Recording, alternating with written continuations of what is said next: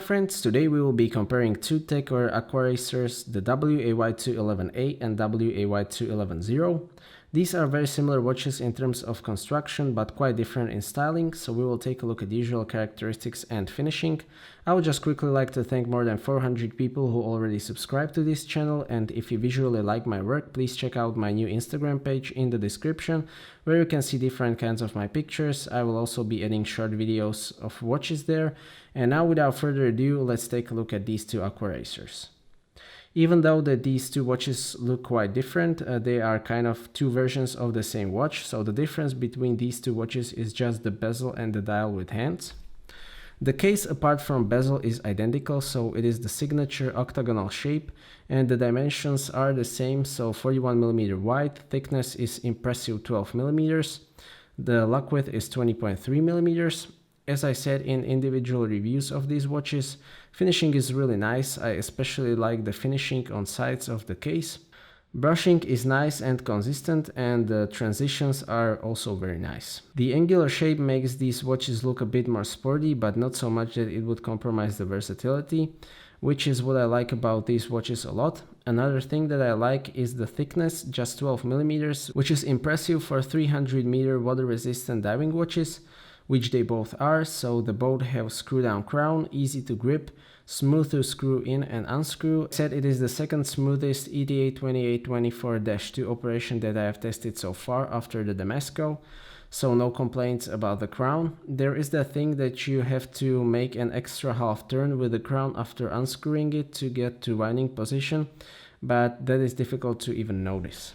On caseback there is typical vintage helmet stamping with some basic designation and logo. Rest of the caseback is brushed. Caseback is the same on both Aquaracers. Crystal on both watches is sapphire with inner anti-reflective coating, which is quite sufficient. The difference is that on WAY2110 there is no cyclops over the date, and there is a cyclops over the date on 211A.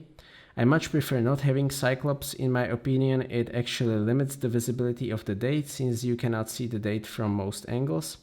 It also collects dust, which looks bad, and I also think that it doesn't match the sporty styling of 211A. The bezel is one of the main differences between these two watches. On 2110 there is all steel bezel with no insert. The numerals are engraved and there is a lot of details on this bezel. It is certainly very nicely made. On 211A there is steel bezel with ceramic insert. There are engraved numerals. The ceramic bezel is more scratch resistant, which is definitely an advantage. It is also easier to crack, but I don't think that people will be using this watch in conditions where would be the risk of breaking it. Turning action is, in my opinion, great on both, with the best turning sound that I have tested so far. Dial is the second area where these watches are different. Hands and indices on 211A are significantly bigger. Both dials have horizontal stripes, which is nice touch in my opinion. Dial design on 2110 is more subtle and versatile. Dial on 211A is more pronounced, and also visibility on 211A is better in both daytime and nighttime because the amount of lume on hands is bigger, but lume on 2110 is very good as well. You will have no problem telling time on both. The movement in both is caliber 5, which is the Sellita SW200, which is clone of ETA 2824. I have talked a lot about this movement on this channel, so my conclusion about this 4 Hz movement with 38 hours of power reserve is that it is alright, but nothing special, it does the job.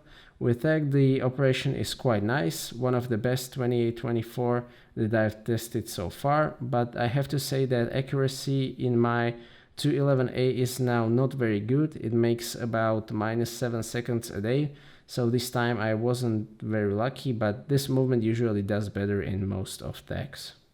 Both of these watches are on rubber strap. You can also get them with stainless steel bracelet.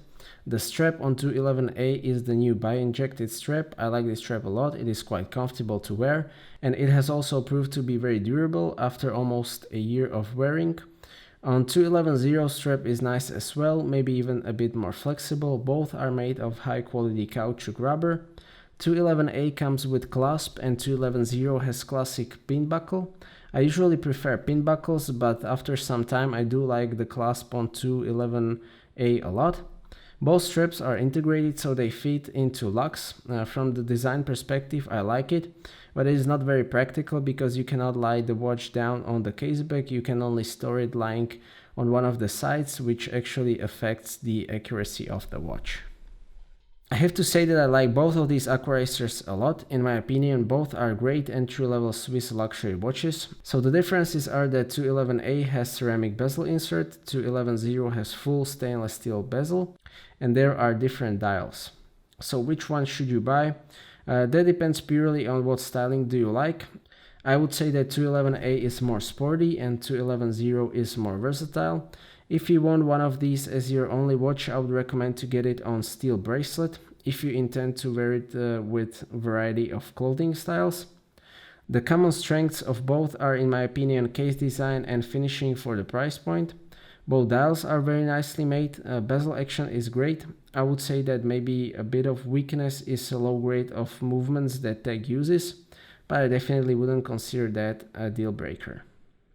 So I would like to thank the gentleman who borrowed me the 211 for this review. I greatly appreciate it. It wouldn't be possible to make this video otherwise. The next video will probably be my Seamaster 300M review after 2 years of usage. So if you don't want to miss that, please subscribe and also check out my new Instagram page in the description below video. I always appreciate your thumbs up or down. If you would like to share your opinion or ask anything, please do so in the comment section, and see you next time.